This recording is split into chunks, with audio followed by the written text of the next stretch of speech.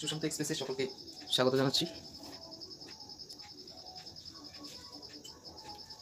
আপনাদের কাছে সকলের ভোটার আইডি কার্ড রয়েছে। তো এই ভোটার আইডি কার্ড বর্তমানে ডিজিটাল কিন্তু দেখতে পাবেন। যারা নতুন ভোটার আইডি, যারা নতুন ভোট দিচ্ছে, নতুন ভোটার আইডি কার্ড বানাচ্ছে, তাদের দেখতে পাবেন ডিজিটাল কার্ড তাদের মধ্যে রয়েছে। যারা নতুন নতুন ভোটার বর্তমানে, তাদের কিন্তু ডিজিটাল ভোটার কার্ড আসে। পুরনো যে মিনিমাল ভোটার কার্ডগুলো ছিল, সেই পুরনো মিনিমাল ভোটার কার্ড থেকে যদি আপনি ডিজিটাল ভোটার কার্ড পেতে চান, সেক্ষেত্রে আপনাকে কী করতে হবে? অ্যাপ্লিকেশন করতে হবে, ফর্মটাকে ফিল আপ করতে হবে। সেটা আপনি ম্যানুয়াল করতে পারেন আপনার ব্লক ডেভেলপমেন্ট অফিসে গিয়ে, কিংবা আপনি অনলাইনেও করতে পারেন। ঠিক আছে? তো অনলাইনে যদি করেন তাহলে আপনাকে যেতে হবে এনভিএসপি ওয়েবসাইটে।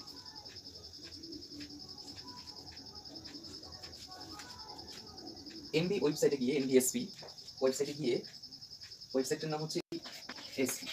এই এনভিএসপি ওয়েবসাইটে গিয়ে প্রথমে অ্যাট ফার্স্ট আপনাকে রেজিস্ট্রেশন কমপ্লিট করতে হবে। রেজিস্ট্রেশন কমপ্লিট করার পরে আপনি সেই এনভিএসপি পোর্টালের ভিতরে ঢুকে যাবেন। এনভিএসপি পোর্টালের ভিতরে ঢুকে যাওয়ার পরে সেখানে আপনি বিভিন্ন অপশনগুলো দেখতে পাবেন, সম্পূর্ণ লেখাই থাকবে সেখানে। সেখানে গিয়ে আপনি কিন্তু এই ডিজিটাল কার্ডের অ্যাপ্লিকেশন করতে পারেন। এই ডিজিটাল কার্ডের অ্যাপ্লিকেশন করার পরে আপনি 30 দিনের মধ্যে আপনি কিন্তু আপনার যে ডিজিটাল কার্ড যেটা অ্যাপ্লিকেশন করলেন সেটা আপনি বাড়িতেই পেয়ে যাবেন পোস্ট অফিসের মধ্যে। কিন্তু কোনো কারণে যদি সেই ডিজিটাল কার্ড আপনার বাড়িতে না আসে, এই ডিজিটাল কার্ড একদম দিল্লি থেকে আপনার বাড়িতে আসবে, সুতরাং এই জার্নিটাতে বেশ কিছুদিন সময় লাগতে পারে, যেহেতু গভর্নমেন্টাল কাজ এগুলো। সেক্ষেত্রে আপনার বাড়িতে কিন্তু লেটে পৌঁছায়। আপনি টাকা দিয়ে যেগুলো আপনি অর্ডার করছেন সেগুলো অলরেডি তাড়াতাড়ি চলে আসে, কিন্তু এই ডিজিটাল কার্ড একটু লেটে আসবে, যেটা আমার ক্ষেত্রে হয়েছে, অনেক কয়েকজনের হয়েছে এরকম, যাদেরকে আমি আবেদন করে দিয়েছি।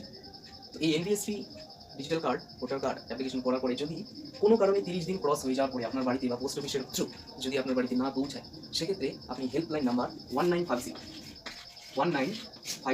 ডায়াল করবেন। তাহলে এই 1950 ডিরেক্ট দিল্লির নাম্বার, সেখানে রয়েছে মানুষজন, সেখান থেকে আপনাকে কিন্তু হেল্প করা হবে।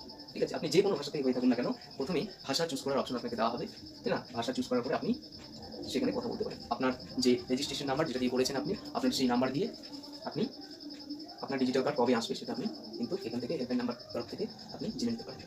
এই ছিল আজকের শর্ট ভিডিও। নেক্সট।